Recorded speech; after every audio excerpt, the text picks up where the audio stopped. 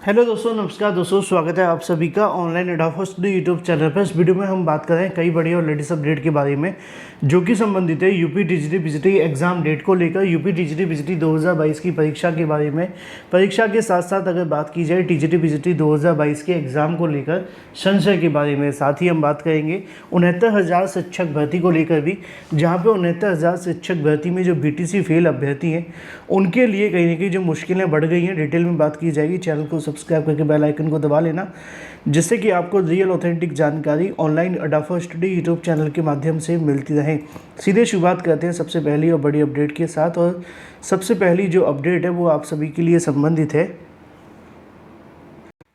दोस्तों, UPSC PET 2025 को लेकर नोटिफिकेशन जारी कर दिया गया है और इस बार पीईटी आप सभी के लिए खास है। खास इसलिए है क्योंकि आपको हर साल पीईटी देना पड़ता था। सरकार ने एक बड़ा बदलाव कर दिया। अब आपको एक साल अगर टीईटी आप पास कर लेंगे तो वो आपको 3 साल के लिए वैलिड रहेगा।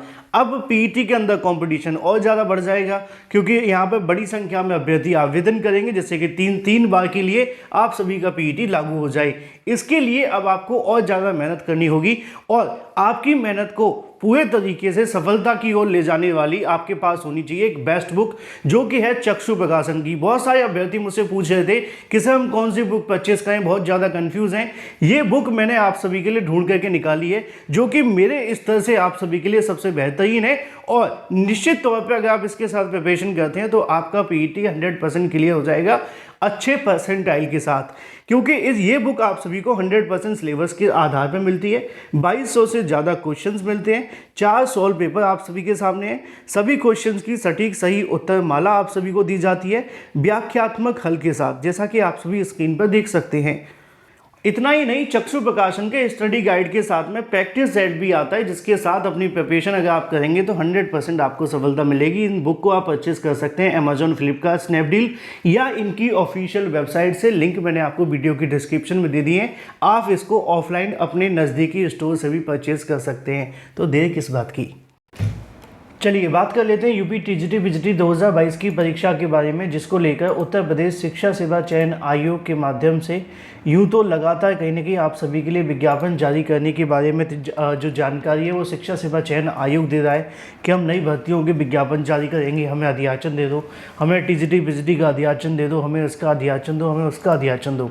लेकिन जो भर्तियाँ पुराने लंबे समय से कहीं ना कहीं बैठी हुई हैं या चल रही हैं, उनके लिए कहीं ना कहीं आयोग की जो मंशा है, या ये कह सकते हैं कि जो आयोग की प्रक्रिया है वो थोड़ी सी जटिल होती जा रही है।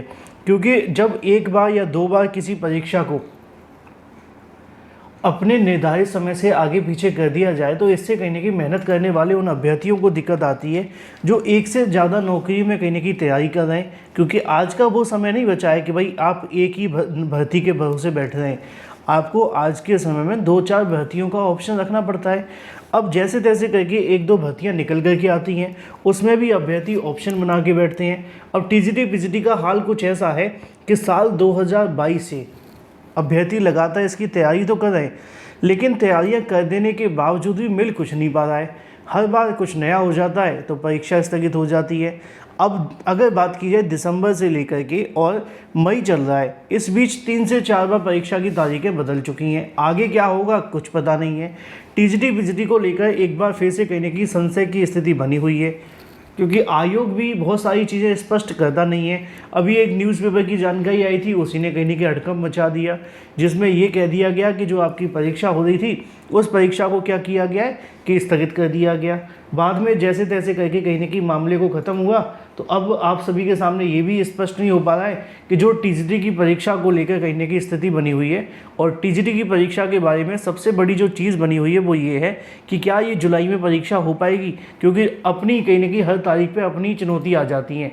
जुलाई के साथ साथ अगर बात की जाए तो जो जून में परीक्षा होने वाली है पीजीटी की, उसको लेकर भी कहीं ना कहीं कन्फ्यूज़न है। किस तरीके से परीक्षा होगी, कैसे परीक्षा केंद्र मांगे जाएंगे, पेपर का आयोजन कैसे होगा, क्योंकि अभी भी आप जानते हैं कि हाल ही में असिस्टेंट प्रोफेसर भर्ती में जो हुआ था वो किसी से छुपा नहीं है। वो बात अलग है कि आयोग ने इस बात को कंसीडर नहीं किया है ना। आयोग ने तो कहीं ना कहीं उसकी खबर देने वाले लोगों के खिलाफ ही कहीं ना कहीं जो कह सकते हैं कि कंप्लेंट कर दी। अब आज की तारीख में दिक्कत हम जैसे लोगों के लिए भी बनी रहती है कि भाई कम जानकारी दें तो दें क्या, है ना, क्योंकि अगर आयोग के विपक्ष में जानकारी दी तो कंप्लेंट का सामना करना पड़ता है। फिलहाल जो सत्य है वो आपके सामने है। देखना दिलचस्प होगा कि कैसे ये परीक्षाएं आयोजित हो पाती हैं। आयोग का पहली बार में इतनी बड़ी परीक्षाओं कराना एक बड़ी चुनौती है जिसका वो सामना कर रहे हैं। अगर सफल हुए तो निश्चित तौर पर कुछ और भर्तियों के लिए कहीं ना कहीं जो रास्ते हैं वो खुल जाएंगे, और मैं नहीं चाहता असफल हों, ठीक है, इसलिए मैं कुछ आगे बोलूँगा भी नहीं। फिलहाल टीजीटी पीजीटी को लेकर संशय तो बना हुआ है, देखना दिलचस्प होगा कि कैसे इसको आयोजित कर पाते हैं। बात कर लेते हैं इसी के साथ अपनी अगली अपडेट के बारे में। अगली अपडेट है 69,000 शिक्षक भर्ती को लेकर। जैसे टीजीटी पीजीटी 3 साल से नहीं हो पा रही है, ऐसी 69,000 शिक्षक भर्ती 7 सालों से नहीं हो पा रही है, क्योंकि इसके जो विवाद हैं वो ख़त्म होते नहीं हैं। अगर विवाद ख़त्म हो जाए तो विवाद के अंदर विवाद हो जाता है।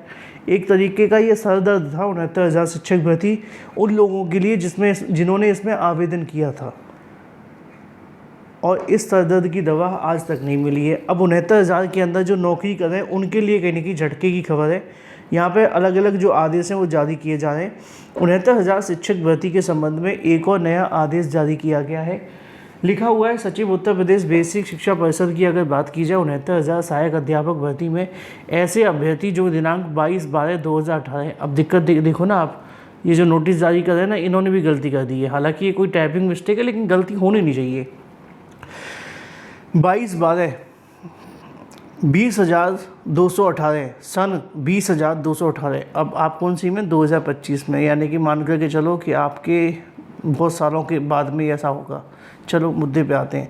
मुद्दा ये है कि 22/12/2018 यहाँ पे होना चाहिए था, तक बीटीसी परीक्षा में अनुत्तीर्ण थे और 22/12/2018 के पश्चात बैक पेपर उत्तीर्ण करके संबंध में, अतः इसके आलोक में आपको निर्देशित किया जाता है कि अपने विकासखंड 69,000 अध्यापक भर्ती में चयनित ऐसे अभ्यर्थी जो 22/12/2018, फिर यहाँ पे वो गलती कर दी है, उन अभ्यर्थियों की जो सूची है वो कहने की बीटीसी परीक्षा अंक पत्र की छायाप्रति कार्यालय में आज उपलब्ध कराना सुनिश्चित करें। और ये जांच क्यों की जा रही है, हाई कोर्ट ने एक आदेश दिया है, जिस आदेश के अंदर इसको लेकर कहने की बात की गई है कि जो 69,000 शिक्षक भर्ती में कुछ बीटीसी अभ्यर्थी बैक पेपर के आधार पर कहने की चयनित हो गए थे, और क्योंकि उनका बैक में जो रिज़ल्ट आया था वो 22/12/2018 के बाद आया था, और जो भी रिज़ल्ट 22/12/2018 के बाद आता है या कुछ होता है तो वो इस भर्ती में चयनित होने के लिए एलिजिबल नहीं है।